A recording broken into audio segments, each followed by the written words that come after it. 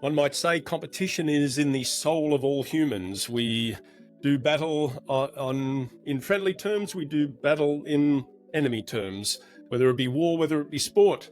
And today we don't want to talk about war, we want to talk about sport. However, sport oftentimes embeds a little bit of politics, a little bit of regional understanding is important to know what's happening in certain big events. We're going to talk about one certain big event today. What things can we learn about the cultural aspect of the hosts, of the participants, and how that makes the competition worthwhile to watch? Let's stick around and talk about that. Welcome to Two Chaps, Many Cultures. In an increasingly globally connected world, it is vital to possess the essential skills of cultural intelligence. Listen along as we present the topics, tips and strategies you can use to develop the power of cultural understanding in your personal and professional life. Here are your hosts, Christian Höferle and Brett Parry. Ole, ole, ole, ole. We're in the football video. Because as we record this, it will be a timeless episode, of course. You will watch this all year because it will be such a good episode. But as we recorded, the Euro Cup, the UEFA Euro Cup, the soccer tournament. Did I say soccer? I meant football tournament. Let's get the terminology right, shall we? Let's be real here for a second. We call it football. That tournament is upon us, and it is a competition, just like Brett said. It is also a festival of nations and cultures culminating in this event in the stretch of 4 weeks of high-pressure tournament excitement, players traveling around, meeting in stadiums, fans following them, cheering them on, and chanting weird stuff in stadiums. So that's what we're talking about here today, the Two Chaps, Many Cultures, the show about the business of culture and the culture of business, and Brett, the show where too much culture is barely enough. That's it. So you need to ring that bell, push the button to subscribe, because we got other stuff outside of football that we talk about. And of course, you want to watch all of that and you don't want to miss any of that. So make sure to subscribe, will you? Thank you. So now that the ref blew the whistle, let's dig right into this. Euro 2024, the European Championship of Football, hosted by my home country, Germany. And I actually am spending, as this is airing, I am spending time in Germany as the tournament unfolds, trying to scalp maybe a ticket to enter one. Did I say scalp? No, legitimately purchase a ticket. Sorry, I misspoke. Now, yes, competition, and also a friendly coming together of people. And if previous tournaments of that nature, especially in Europe, have proven that Europeans do get along and they can celebrate together without getting into each other's hair, then I certainly have high expectations for this tournament. Because last time Germany hosted a football tournament was in 2006. They hosted the World Cup. That turned out to be the summer fairy tale, the Sommermärchen, that completely changed the image of the country around the world. All of a sudden, people realized, wait a minute, the stereotypes we thought we had about Germany and the Germans, yeah, sure, some of them might still be true, but look at this. We didn't expect this. Is that what the German team looks like? I mean, we don't watch football all the time, but when we think of Germans, they're like 10 feet tall and blonde and have blue eyes. And look at these guys. They're all the colors of the melanin spectrum. Melanin spectrum. God, know your words, Christian. So Germany had the chance to present itself in a new way, and it will have yet another chance during quite challenging times for Europe, wouldn't you say, Brett? I mean, you spend significant time there as well.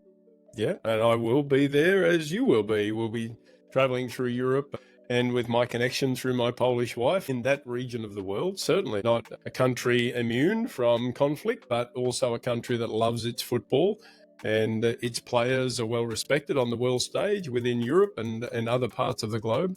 And of course, I grew up around a lot of this culture in my country of Australia too. So that connection with that spirited competition is really heartfelt for me.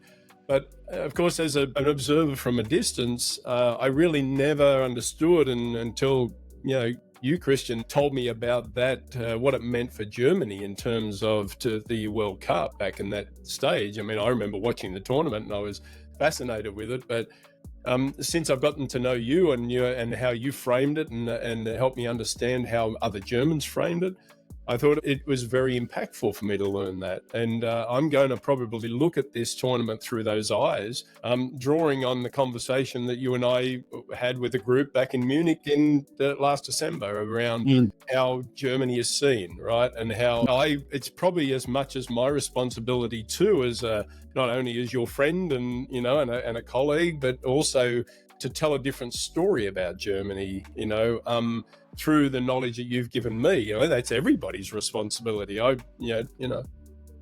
think every nation partaking in these tournaments, whether it be a football tournament, Olympics, or whatever global competition, allows a country to tell a story about itself. And the teams or the athletes representing a nation are the proxies for doing that, right? Is that an accurate representation of an entire nation? Probably, most likely not, right? It is simply a sports tournament, and yet it takes on a metaphoric meaning. At least it did so for post-war Germany. Every country has a national narrative. There is a story we tell each other people about who we are, right? Every country has that story. It's usually based in some kind of mythology about some heroes and some villains, some halo people and some people with horns, and what we like and what we don't like and what makes us who we are. And that story for Germany had to change after World War II and the Nazi dictatorship and the Holocaust. The old stories literally fell out of favor because they served nobody.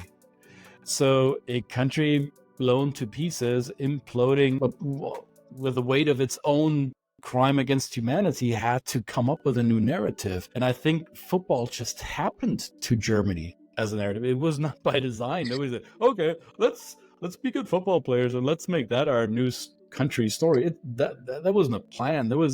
It happened. And it continued since the 1950s.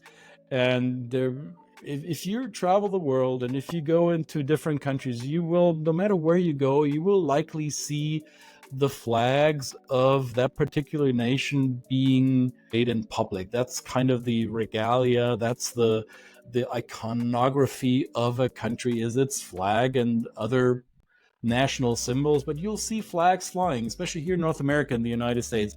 You can barely go anywhere without seeing stars and stripes.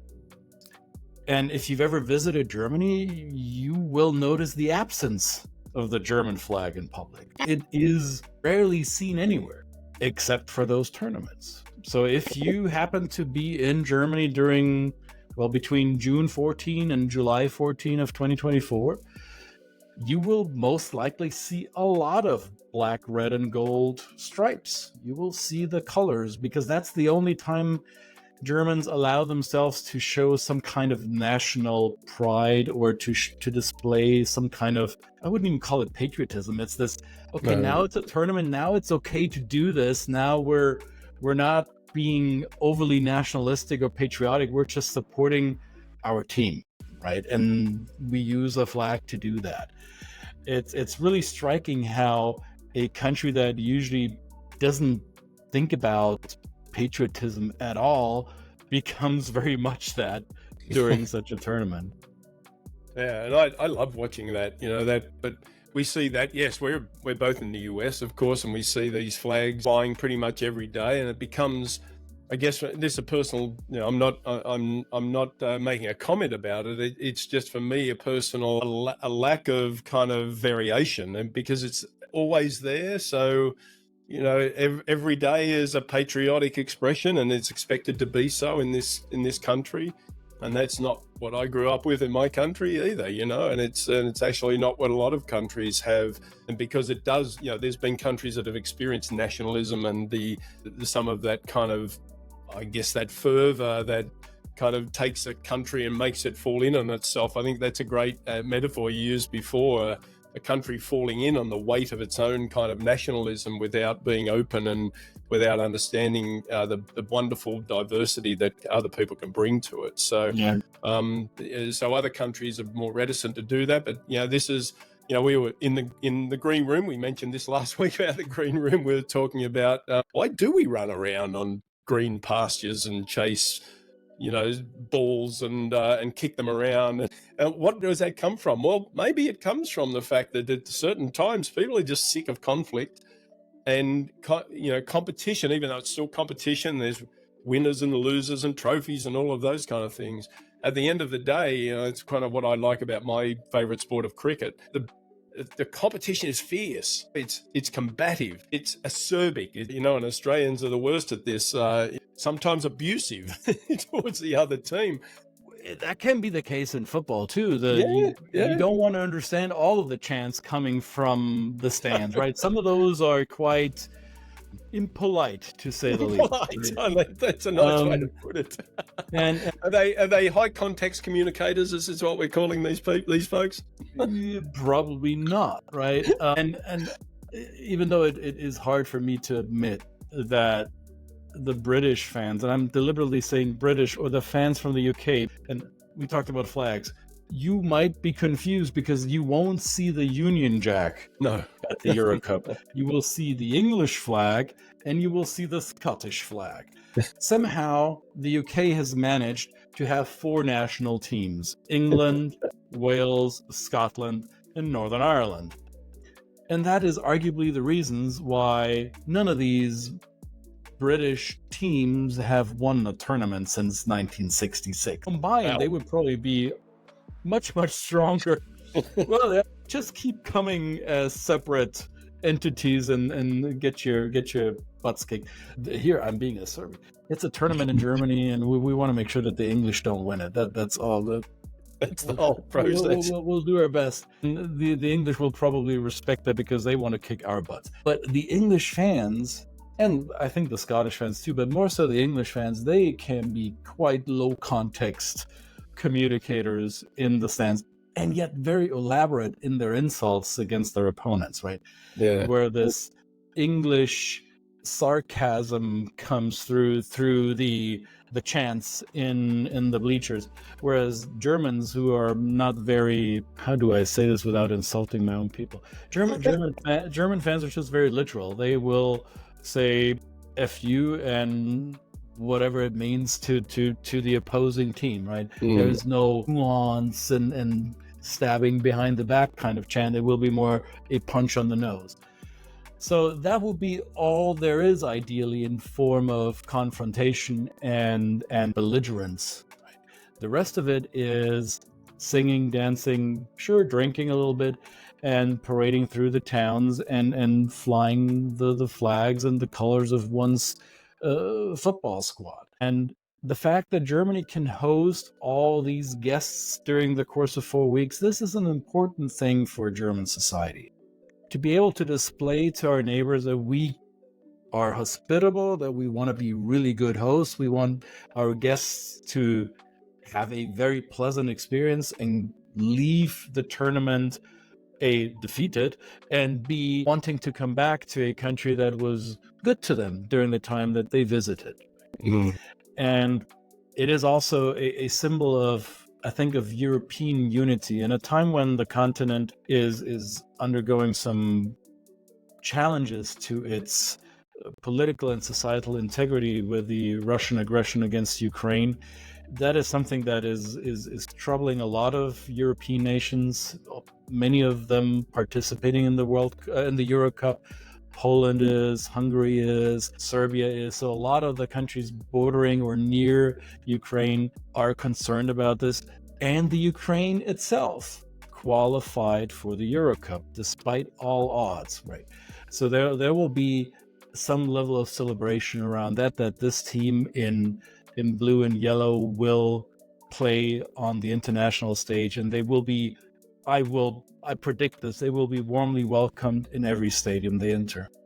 Yeah, I bet, and rightly so, right? Yeah. Well, I mean, this is an important topic. I mean, I guess it's a little deeper than when we watch these type of sporting events. I think, Christian, you're the same as me. I like to kind of watch it. Yes, I love the sport. I love the game. I'm not as knowledgeable as you in the terms of the background, the players and things like that. I've kind of been disconnected from that. But I love the tournament. I love the games. I love the competition. But I also love watching the cultural interplay and the messaging that comes through different, whether it be media outlets, whether it be kind of commentary shows that talk about this, and whether it be the players themselves and how they describe their experience in this. You know, I mean, the world really looks and puts their eyes on a location, and of course, then how the hosts, show up for their tournament as well.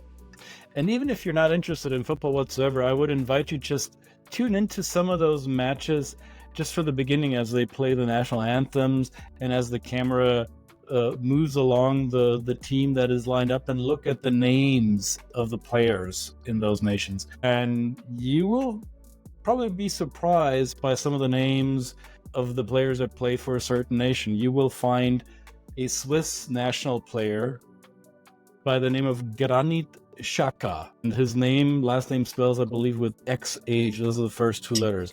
That is neither German nor French, nor is it Italian, the three dominant languages in Switzerland. No, I think it's an Albanian name. So his family immigrated to Switzerland before he was born. And this is just one example. You'll find a player on the German squad who has a Turkish name. He's actually the Germany squad's team captain, has a Turkish name, right? His name is Gündoğan. And you'll find that in many of the teams that participate in this tournament, showing that we are mixes, we are mutts, we are not homogenous entities in these countries. And we talk a lot about cultural competence, cultural awareness, and cultural identities, and they are multi-leveled, multi-layered, and nuanced. And just by watching something as harmless and some would argue pointless as a football match, even if you don't watch the match, watch the names, watch the composition of these teams, and you'll see that diversity levels are representative of the countries that these teams play for. Therein, to me, lies one of the beauties of the game. It's not just a beautiful game because ideally it's well played and nice to watch. It's also a beautiful game because it is a reflection of our societies, our values, and how we represent them in public. So we talked about curiosity last week.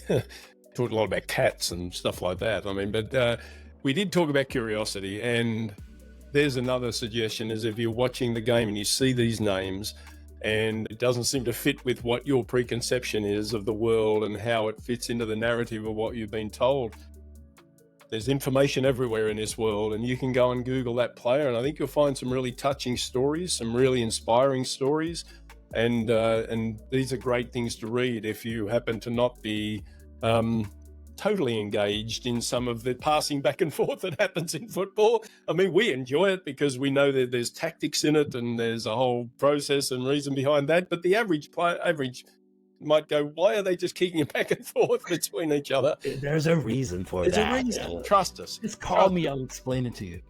Now, aside from that, there are business implications to this, right? This is a highly commercialized tournament. Football might be a beautiful game and it might be a lot of tradition and there are some emotions around it.